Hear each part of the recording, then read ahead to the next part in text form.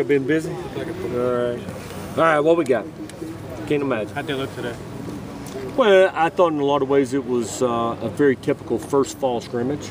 You know, you work on things for a week, and I told the guys afterwards, I've liked their attitude, I've liked their effort, I've liked their intensity. It's amazing. You work on things in practice, and the fundamentals get pretty good. They learn how to do things, and you come out here and you really get your first live 11 on 11 out there by themselves without the coaches standing behind them, and it's like they forget half of what they've learned in the last week. So it's going to be a great tape for them to look at, for us to look at as coaches, and we just got to keep going. We got to do a better job taking care of the football. Communication was good. We didn't have a lot of communication mistakes that happened on a lot of first scrimmages, but we had a few fumbles, a couple of interceptions we got to straighten up, and the rest of it will come. Who's been the most consistent in this past week? At quarterback. At quarterback? Well, I think Max has really done a nice job. I like what the freshmen are doing, but they're freshmen. They do some stupid things sometimes. Boy, it's amazing. But sometimes they revert back to things they did as a sophomore in high school. You wonder, what is that? But Max is doing a good job. Morgan is working hard, is doing pretty well.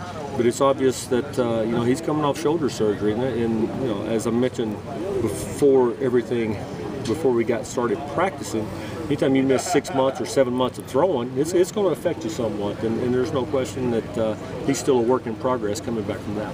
What is his biggest issue? Is he just not fully committing? Is it can't get the deep ball? What are some of his things that he's still fighting? Well, labrum surgery for a quarterback is like Tommy John surgery for a pitcher, or ACL surgery for a running back. It's not something that the doctors just one day say, hey, you're better, and you go out there and you're where you were before. So it takes time to build up the strength, just the muscle memory, and a little bit just to get confidence in it that everything's okay. What's somebody going to have to do to separate himself in that competition in your mind? Bring me Copenhagen. Because I can't say that, guys. I'm not supposed to be chewing tobacco, right? You know what? They got to move the team and score points.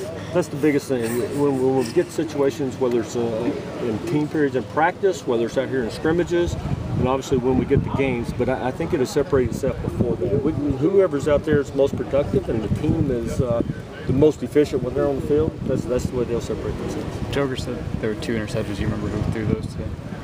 Well, I think each of them had one. One of them went off a receiver's hands. Defender made a pretty nice play, and it went off a receiver's hands and got tipped to somebody. And the other one was just a poor throw. Randy, both of the freshmen were good at making plays on the run in high school. Do you have to counsel them about staying in the pocket longer, trusting to the line, trusting yourself? Well, it's easier to trust in the line and stay in the pocket when you're not messing up. When you've done your job, and when you really understand what the receivers are doing. When you're unsure, it's hard to stand back there and be confident because there's not a lot of confidence.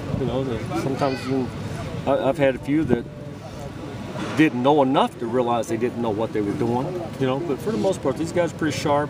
They're learning the offense. They're working hard at it, but they don't know, and they're smart enough to know they don't know everything. So it makes it hard for them to stand in there.